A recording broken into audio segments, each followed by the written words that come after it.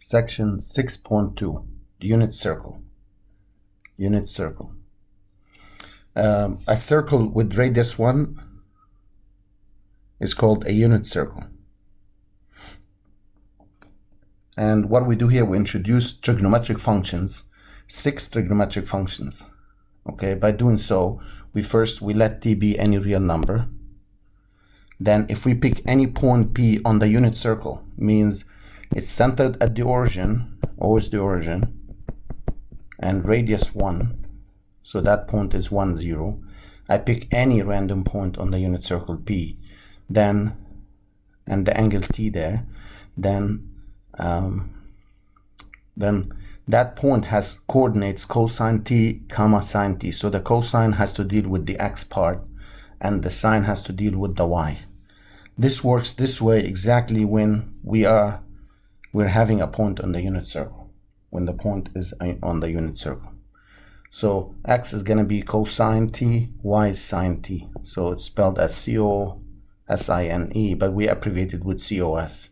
Sine, S-I-N-E, we abbreviate with S-I-N. We have 4 more trigonometric functions to introduce. One is called tangent. Tangent of T, of angle T, it's written as tan, tan of T, is defined as the y of that point over x. Cotangent of T is defined as, or written as cotan T, it's x over y. It's kind of reciprocal of each other.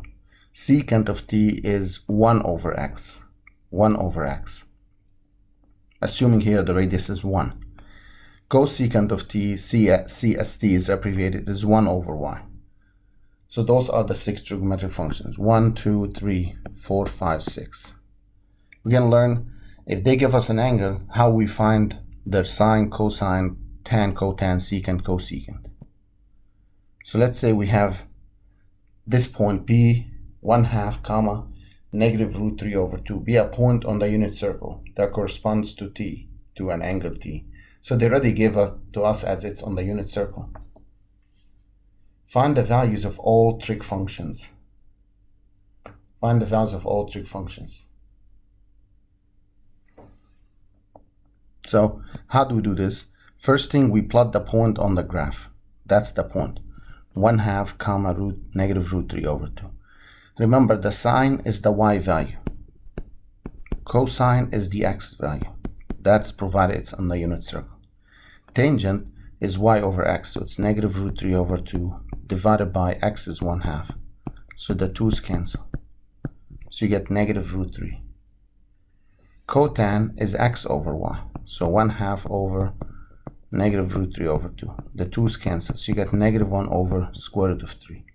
And we always try to rationalize by multiplying top and bottom by the square root of 3. So that gives us, on the top, negative square root of 3 over 3. That's cotangent. Now, for secant, we define it as 1 over x. Remember, x is 1/2. So 1 divided by 1/2 is 2. Cosecant is 1 over y. So what do we do here? We flip it, so it's 1 times, or we switch division to multiplication, then flip the fraction. So it's negative 2 over square root of 3. But again, we must rationalize the denominator by multiplying by that radical.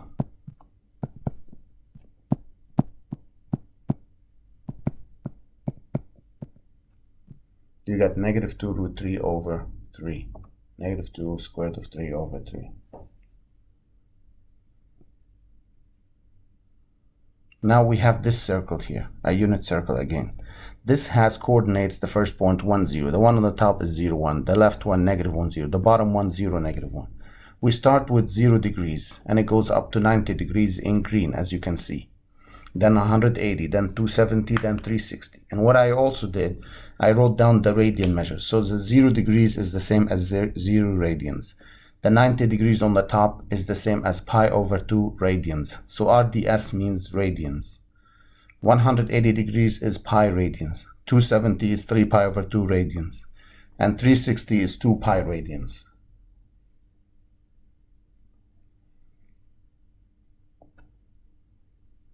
So what do we need to know about this? let's say we are asked to find sine 0. So we look at the angle 0 here. It has the point 1 comma 0, 1 comma 0. This is its sine and this is its cosine. So x is 1, y is 0. So y is 0, x is 1, so that's a 0. X over y, 1 over 0. That's undefined. It's okay, that's the answer. It's called undefined. Now, cosecant 0 is 1 over y. Again, 1 over 0. Again, undefined. Next one, secant is 1 over x, which is 1 over 1, so it's 1. So now, look at 3 pi over 2. Find its sine and tangent. Find its sine and tangent. You may pause the video and try it. Sine 3 pi over 2. And tangent 3 pi over 2. So, the 3 pi over 2 is at 0, negative 1. Its sine is negative 1, is the y coordinate. Its tangent is y over x. So it's 1 or negative 1 over 0. It's undefined. Cotan is x over y, which is 0 over 1 is 0. So always keep in mind, a number over 0 is undefined, but 0 over a number is 0.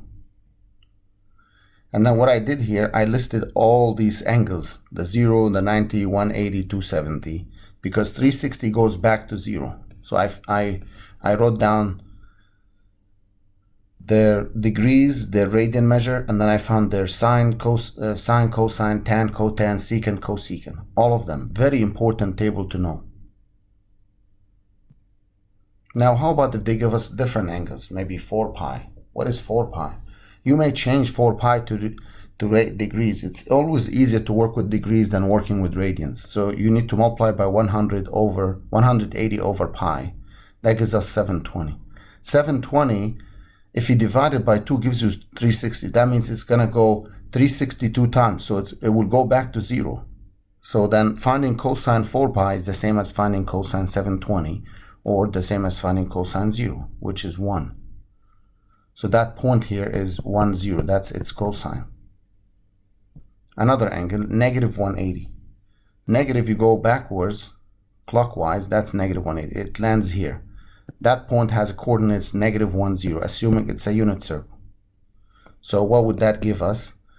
Its sine is the y value, which is 0. Now, recall two special right triangles. The first one is called the 30, 60, 90 triangle, which says if the side facing 30 is x, the one facing 90 is double that, 2x. And the one facing 60 is always the one facing 30 times root 3. That's called 30, 60, 90 triangle. Important. How do we find sine 30 degrees, cosine 30 degrees on the unit circle? These are called quadrants first. Quadrant 1, quadrant 2, quadrant 3, quadrant 4. So the first thing I do, I draw an angle 30 degrees with the unit circle, so the radius is 1. Always drop a height. Drop a height. So the side facing 90 is 1. So the side facing 30 should be half of it. So this side is 1/2. The side facing 60, because that's going to be 60, is square root of 3 over 2.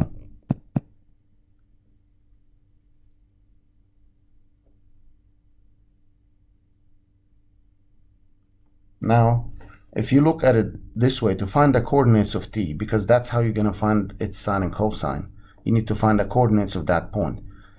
So that point is located to the right of the origin, root 3 over 2, or square root of 3 over 2, and up 1/2, up 1/2. So this tells me its sine, the sine is the y value, 1/2. Its cosine is the x value, root 3 over 2. And if you like to see it here, 30, 60, this is 1, this is 1, this is half of it, this is root 3 over 2. And that's how we do it. Generally speaking, sometimes, people say, okay, if this is 1, we know this is always x, this is 2x, this is x root 3. So from here, they solve for x, which is 1/2, and then that takes 1/2, and that takes root 3 over 2. You can do it that way. So again, the sine, we found it to be 1/2 cosine root 3 over 2. How about sine 150? So we have to draw the unit circle, 150 labeled here. That's 150 degrees. And what we have to do is we always drop a height. This is 1. If that's 150, see, that's 150 here. So that would leave 30 degrees down inside. So that's a 30, 60, 90 triangle. The side facing 91, so the side facing 31/2. And this side is √3/2. So now what are the coordinates of that point? Call it T. You are heading to the left of the origin, so it's negative √3/2 and up 1/2. So what is its sign? The sign is the y value. It's 1/2. Again, you could have drawn the triangle here if you like. 30, 60, and this was 1. Again, this is always 2x, this is always x √3. So from here, x is 1/2. So this would be 1/2, and this would be square root of 3/2. If we are asked to find its cosine, it would be the x value, which is negative √3/2. The other special right triangle is the 45, 45, 90 triangle, which says the legs of the triangle XX and the hypotenuse x square root of 2. X square root of 2. Then, how do we find sine 45 or cosine 45? So, the way to do that, you draw an angle 45 on the unit circle. That's a 1. You drop a height. Drop a height on the x-axis, always. This is 45. You may redraw the triangle here on the side. 45. This is 1. This is x √2. This is x. This is x. So from here, x is 1 over square root of 2. Multiply top and bottom by the square root of 2. That's square root of 2/2. We rationalize. So this side is x, which is square root of 2/2. Same thing for this one. So that will get me the coordinates of this point. To the right of the origin and up. So now I can find sine 45 to be the y coordinates. Cosine 45, it's the x coordinates. If I want to find tangent 45, it's y over x, square root of 2/2, square root of 2/2, which is 1. If I want to find secant 45, secant is 1 over what? 1 over x, so 1 over square root of 2/2. Now we flip this, and don't forget to rationalize. So that gives me 2 square root of 2/2, cancel.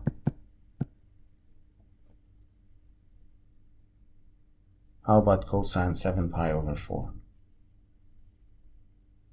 I don't know what 7 pi over 4 is, so it's in radians, so the best thing to do is convert it into degrees. Let's convert that to degrees. So first thing I would do on the side, 7 pi over 4 multiplied by 180 over pi. The pi cancels. By 4, 1 by 4, 45.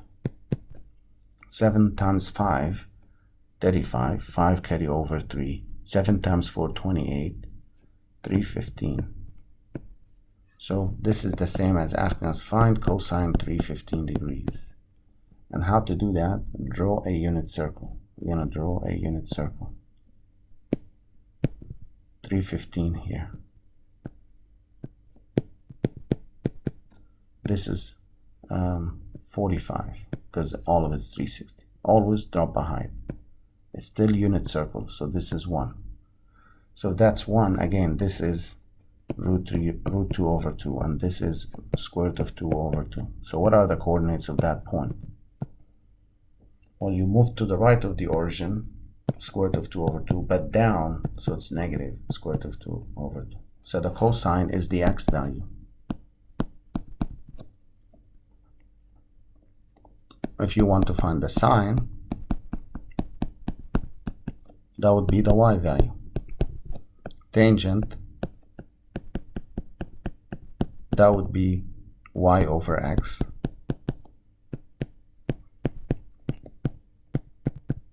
That would give us -1.